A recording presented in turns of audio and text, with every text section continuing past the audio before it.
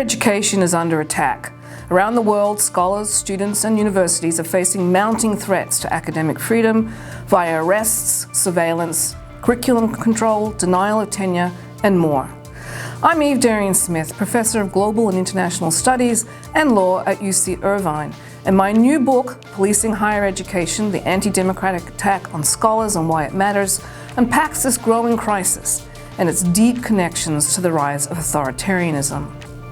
Specifically, I look at two interconnected global trends: rising anti-democracy and declining academic freedom. The effects here in the US can already be seen in the Trump administration's work to limit federal funding for research, denounce climate science and scholarly expertise, and aggressively police what can be researched and discussed in classrooms. And efforts are now underway to shut down the Department of Education. What is happening in the US needs to be understood as part of a global assault on the censoring of knowledge production. Censorship and surveillance over what people think takes various forms. It can happen directly through monitoring what's taught in the classroom and removing or firing those who don't comply. Especially vulnerable are adjunct lecturers, who make up about 70% of all faculty instructors in the United States. Riot police on campus grounds can help enforce these directives. But surveillance can also take insidious forms that we often don't think about, creating a sense of perceived threats that can have emotional and psychological impacts, similar to what is happening in Republican-led states such as Texas, Florida, and North Carolina. Unfortunately, as a department chair, I am receiving many emails from scholars seeking to move from red states to blue states and work in a less repressive university system. How long California's higher education sector will be able to hold off the interference of a second Trump administration is not clear, but I am personally very worried. I also examine in my book a relatively new phenomenon of scholars and students being policed by cameras and surveillance equipment that includes monitoring people's social media profiles.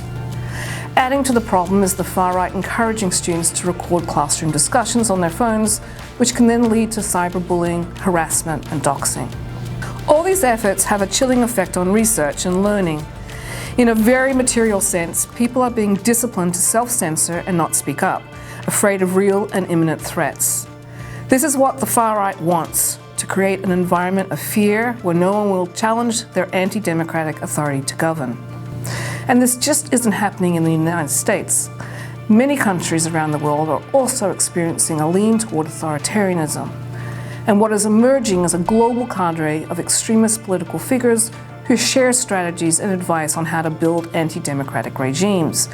A clear example of this is the dictator Viktor Orban, president of Hungary, who gutted the country's higher education sector, stacked it with his own loyalist appointees, and brought universities under direct control. Trump greatly admires Orban, and we must brace ourselves for similar legislative assaults on public education at all levels in the coming years. Many scholars from places such as Turkey, Egypt, Syria, Cameroon, Afghanistan, and now Ukraine and Gaza have been arrested, imprisoned, and sometimes tortured. Their extraordinarily brave tales are incredibly moving as they come to terms with leaving their community and living in exile. And my book works to humanize and share their experiences. With my book, I hope to open conversations about the value of academic freedom and higher education in general.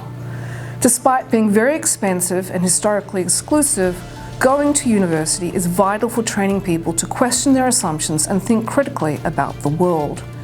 And, importantly, academic freedom is central to revisioning more inclusive, democratic societies that respect diverse worldviews and encourage innovative ideas that drive new jobs and solutions. Being able to think, study, discuss, and share knowledge without fear of censorship is essential for everyone, irrespective of age, gender, sex, religion, class, race, or ethnicity. This is an urgent and timely message as we face a new era of unprecedented political repression.